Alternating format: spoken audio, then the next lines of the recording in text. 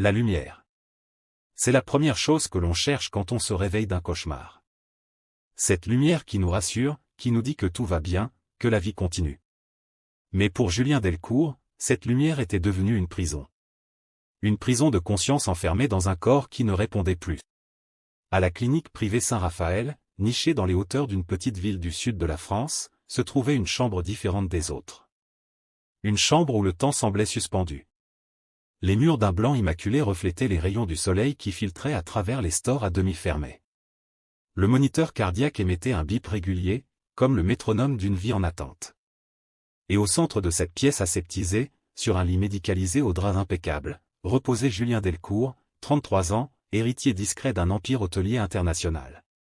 Son visage, autrefois animé par un sourire charismatique qui faisait la une des magazines économiques, était désormais figé dans une expression neutre.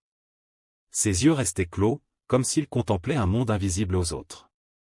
Sa respiration, assistée par moments, soulevait doucement sa poitrine dans un rythme monotone. Pour tous ceux qui entraient dans cette chambre, médecins, infirmières, famille, Julien était plongé dans un coma profond suite à un terrible accident de voiture survenu 3 mois plus tôt. Mais la vérité était tout autre. Dans le silence de son immobilité, Julien était parfaitement conscient. Un syndrome d'enfermement, avait diagnostiqué les médecins à mi-voix, pensant qu'ils ne pouvaient les entendre. Une conscience prisonnière d'un corps qui ne répond plus. Une âme qui crie dans une enveloppe muette. Chaque jour ressemblait au précédent pour Julien. Le réveil à l'aube quand l'infirmière de nuit vérifiait ses constantes. La toilette matinale effectuée par le personnel soignant qui parlait de tout et de rien au-dessus de lui. La visite du médecin qui répétait les mêmes observations cliniques. Et puis, les visites. Ces moments où le monde extérieur venait à lui, porteur d'intentions diverses qu'il avait appris à décoder à travers les intonations, les silences, les effleurements. Sa mère venait tous les 2 jours. Il reconnaissait son parfum bien avant qu'elle n'entre dans la pièce. Un mélange de rose et de vanille qui avait bercé son enfance. Elle s'asseyait toujours à sa droite, caressait ses cheveux comme lorsqu'il était enfant et lui racontait les petits riens qui faisaient son quotidien. Des histoires banales mais précieuses. Le nouveau chat du voisin qui avait détruit ses géraniums. La recette de tarte qu'elle avait perfectionnée. Les souvenirs de ses premiers pas dans le jardin familial. Parfois, sa voix se brisait et Julien sentait une larme chaude tomber sur sa main. Ces moments-là étaient les plus douloureux. Ne pas pouvoir la consoler, lui dire qu'il était là, qu'il l'entendait, qu'il l'aimait. Son père venait moins souvent. Un homme d'affaires occupé, même quand son fils unique était entre la vie et la mort. Quand il venait, c'était toujours accompagné de son assistant personnel. Il parlait fort, comme si le volume de sa voix pouvait forcer les portes de la conscience de son fils.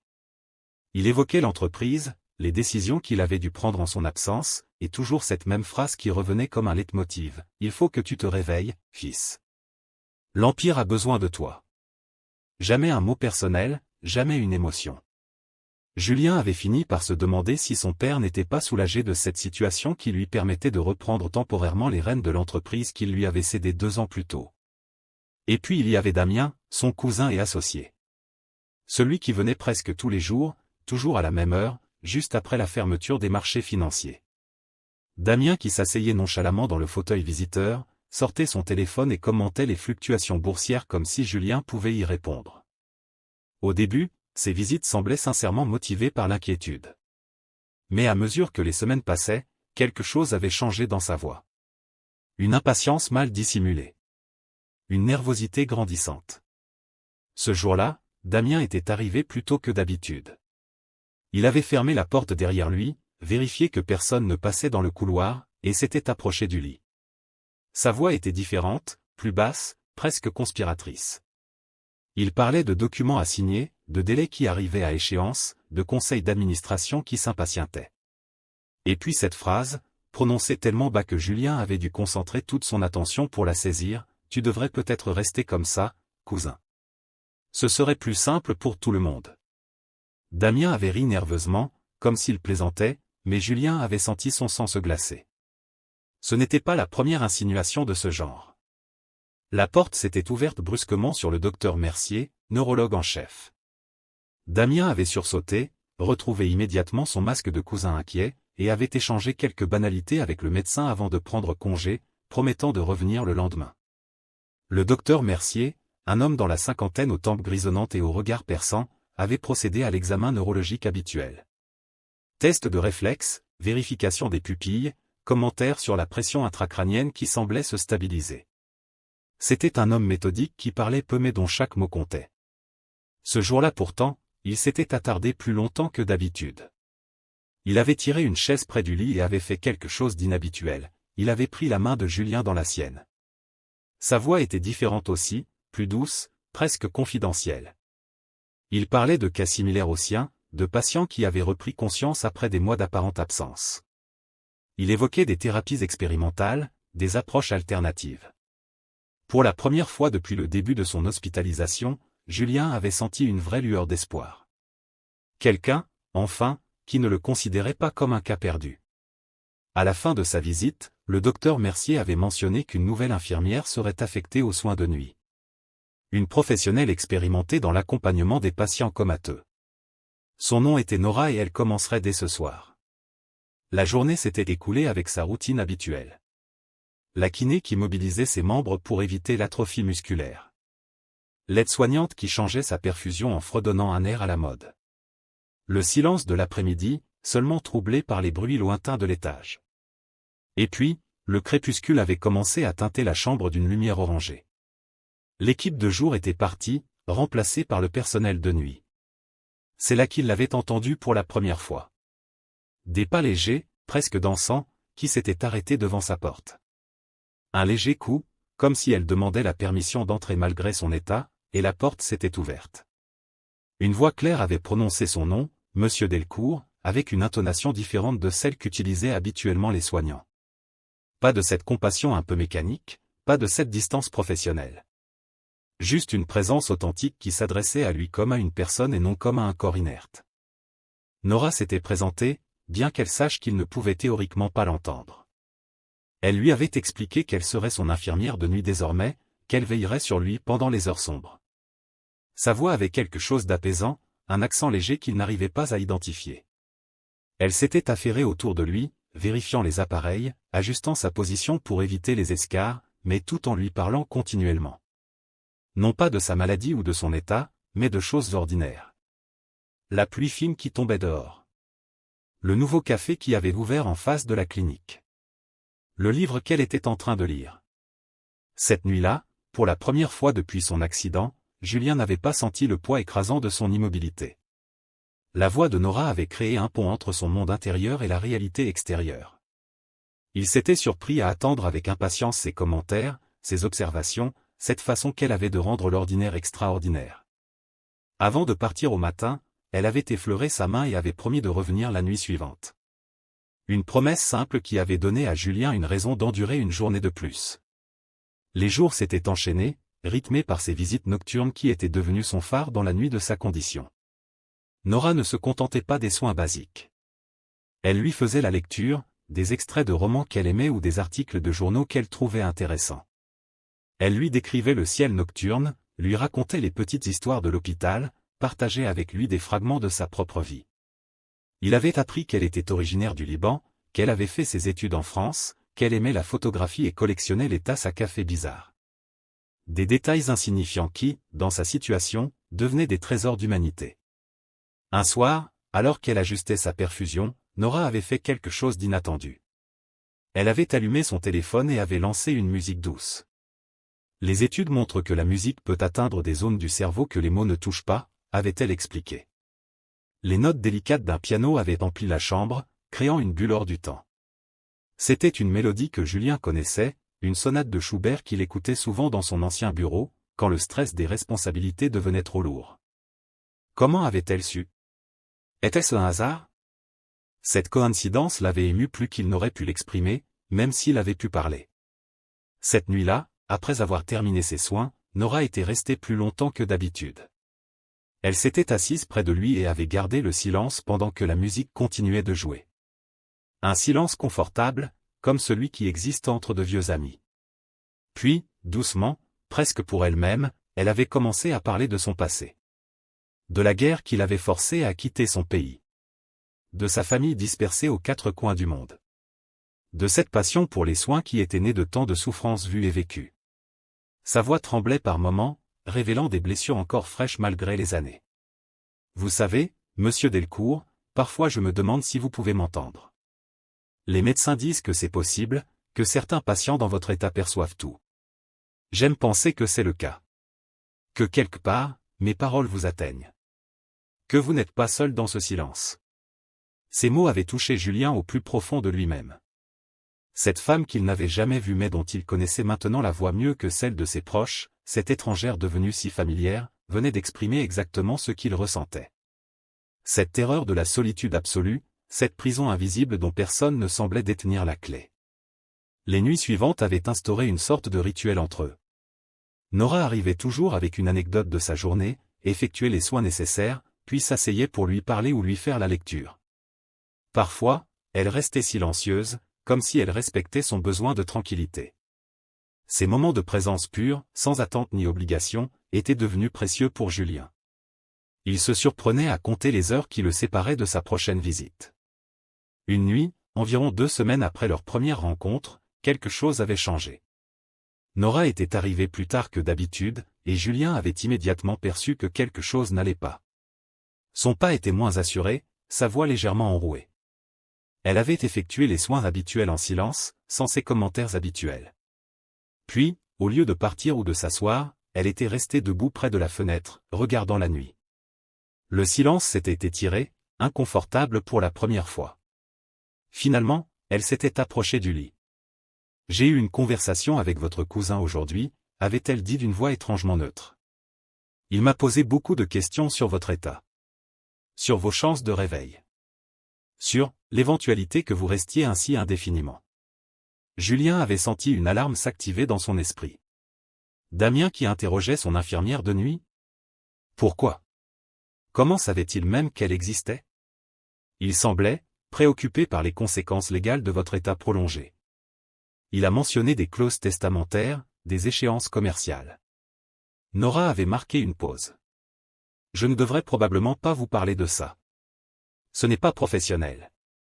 Mais quelque chose dans son attitude m'a dérangé. Comme s'il espérait que vous ne vous réveilliez pas. Ces mots avaient confirmé les soupçons que Julien nourrissait depuis des semaines. Damien n'attendait pas son réveil, il l'anticipait avec crainte. La clause des 6 mois. Bien sûr. Comment avait-il pu l'oublier? Cette disposition qu'il avait incluse dans son testament sur les conseils de son avocat. Si Julien devait se retrouver dans l'incapacité de gérer ses affaires pendant plus de 6 mois, la direction temporaire de l'entreprise, actuellement assurée par Damien, deviendrait permanente. Une mesure qu'il avait prise pour assurer la stabilité de l'empire familial, jamais imaginant qu'elle pourrait un jour être utilisée contre lui. Nora avait continué à parler, inconsciente du tumulte qu'elle avait déclenché dans l'esprit de Julien. J'ai consulté votre dossier après son départ. Vous êtes ici depuis presque 5 mois maintenant. Je ne suis pas sûr de ce que cela signifie exactement, mais j'ai eu le sentiment que je devais vous en parler. Au cas où. 5 mois. Plus qu'1 mois avant la clause fatidique. Plus qu'1 mois pour se réveiller, pour prouver qu'il était toujours là, que son esprit était intact derrière ce corps immobile. La panique avait commencé à monter en lui, une sensation qu'il n'avait pas ressentie depuis les premières semaines de son enfermement. Une peur viscérale, primale. Sentant peut-être son agitation intérieure, Nora s'était rapprochée et avait posé une main légère sur son bras. Je ne sais pas si vous pouvez m'entendre, monsieur Delcourt. Mais si c'est le cas, sachez que je suis de votre côté. J'ai vu trop de miracles dans ma carrière pour ne pas croire aux réveils inattendus. Cette nuit-là, après le départ de Nora, Julien avait lutté contre le désespoir. Comment communiquer? Comment faire comprendre qu'il était là, conscient, prisonnier mais présent? Il avait essayé, comme chaque jour depuis son accident, de bouger ne serait-ce qu'un doigt, de cligner d'une paupière, d'émettre un son. Rien. Son corps restait aussi inerte qu'une statue de marbre, insensible à la tempête qui faisait rage dans son esprit. Les jours suivants avaient pris une nouvelle dimension. Chaque visite de Damien était désormais observée par Julien avec une acuité nouvelle. Les insinuations, autrefois subtiles, devenaient de plus en plus explicites. Tu sais, cousin, l'entreprise est entre de bonnes mains. Ne t'inquiète pas pour ça. Concentre-toi sur ton repos. Le ton faussement concerné ne trompait plus personne, surtout pas Julien qui percevait maintenant clairement la menace voilée. Nora, quant à elle, semblait avoir développé une vigilance accrue. Elle vérifiait 2 fois les médicaments administrés, inspectait minutieusement chaque changement dans son état, et prenait des notes détaillées qu'elle partageait directement avec le docteur Mercier, contournant la hiérarchie habituelle de l'hôpital. Elle semblait avoir compris intuitivement ce que Julien savait, quelque chose n'allait pas. Une nuit, alors que le 5e mois touchait à sa fin, Nora était entrée dans sa chambre plus tard que d'habitude. Elle semblait agitée, préoccupée. Elle avait effectué les soins routiniers en silence, puis s'était assise près du lit, son carnet de notes à la main. Mais au lieu d'écrire, elle était restée immobile, perdue dans ses pensées. « J'ai parlé au docteur Mercier de mes soupçons », avait-elle finalement dit à voix basse. « À propos de votre cousin et de cette clause des 6 mois. Il m'a écouté, mais que peut-il faire? Médicalement, votre état est stable. Il n'y a pas de raison de soupçonner une action malveillante. Juste, des coïncidences troublantes. » Elle avait soupiré profondément, passant une main lasse sur son visage. « Je devrais probablement arrêter de vous parler comme si vous pouviez m'entendre. Les autres infirmières pensent que je m'investis trop. Que je m'attache à un patient qui ne reviendra peut-être jamais. » Sa voix s'était brisée sur ces derniers mots. « Mais je ne peux pas m'en empêcher. Il y a quelque chose dans votre présence, même silencieuse. Comme si vous étiez là, juste sous la surface, attendant que quelqu'un vous tende la main. » Julien avait senti une émotion nouvelle l'envahir. Au-delà de la gratitude, au-delà même de l'espoir. Un sentiment plus profond, plus personnel. Cette femme qu'il n'avait jamais vue avait percé le voile de son isolement comme personne d'autre n'avait su le faire. Elle lui parlait non comme à un patient, non comme à un corps, mais comme à un être humain entier. Présent. Vivant. Demain marque le début de votre 6e mois ici, avait continué Nora. Votre cousin a déjà commencé à parler aux médecins de traitement à long terme, de transfert dans un établissement spécialisé loin d'ici. Je ne peux pas m'empêcher de penser qu'il cherche à vous éloigner, à vous isoler davantage. Elle s'était tue un instant, comme pour rassembler son courage. Puis, dans un geste d'une intimité inattendue, elle avait pris sa main dans la sienne. Ses doigts étaient chauds, légèrement rugueux par endroits, des mains qui travaillaient dur. Des mains réelles dans un monde qui devenait de plus en plus abstrait pour Julien. « Si tu pouvais m'entendre, » avait-elle murmuré, passant inconsciemment au tutoiement, « je te dirais que je crois encore en toi. Que je vois la vie qui pulse sous cette immobilité. Que je refuse d'abandonner quand tous les autres semblent prêts à le faire. » À ces mots, quelque chose d'extraordinaire s'était produit. Un frémissement. Infime. Imperceptible pour quiconque n'aurait pas été en contact direct avec sa peau. Mais Nora l'avait senti. Le léger tressaillement d'un doigt contre sa paume. Elle avait sursauté, retirant instinctivement sa main. Ses yeux s'étaient écarquillés, fixant la main de Julien comme si elle s'attendait à la voir se lever d'un moment à l'autre. « Mon Dieu » avait-elle soufflé. « Tu m'as entendu. Tu es là. » Avec une précaution infinie, elle avait repris sa main. « Si tu peux m'entendre, essaie encore. » N'importe quel mouvement, aussi petit soit-il. Julien avait concentré toute sa volonté, toute son énergie dans ce simple geste. Bouger un doigt. Une action si banale pour la plupart des gens, un exploit titanesque pour lui. Rien ne s'était produit pendant plusieurs secondes qui avaient semblé une éternité. Puis, à nouveau, le léger tressaillement. Ténu mais indéniable. Les larmes avaient commencé à couler sur les joues de Nora. Des larmes de joie, d'émerveillement, de soulagement peut-être. « Je le savais », avait-elle répété comme une litanie. « Je savais que tu étais là. Que tu n'étais jamais parti. » Cette nuit avait marqué le début d'une nouvelle ère pour Julien. Le mur de silence qui l'isolait du monde venait de se fissurer. Un simple mouvement, presque imperceptible, mais qui changeait tout. La preuve qu'il était toujours là, que son esprit pouvait encore commander à son corps, même de façon infime. Nora avait immédiatement appelé le docteur Mercier, malgré l'heure tardive. Il était arrivé en moins de 30 minutes, ses cheveux gris en bataille, les yeux encore gonflés de sommeil mais pleinement alertes. Elle lui avait démontré ce qu'elle avait découvert, guidant Julien à travers des exercices simples. Un mouvement pour oui, 2 pour non. Des questions basiques pour confirmer sa conscience. Savez-vous où vous êtes? Un mouvement. Êtes-vous Julien Delcourt? Un mouvement. Comprenez-vous ce qui vous est arrivé? Un mouvement. Le visage du médecin s'était transformé au fil des questions, passant de l'incrédulité polie à un émerveillement sincère. C'est extraordinaire, avait-il murmuré. Un syndrome d'enfermement classique, mais avec des signes de récupération motrice.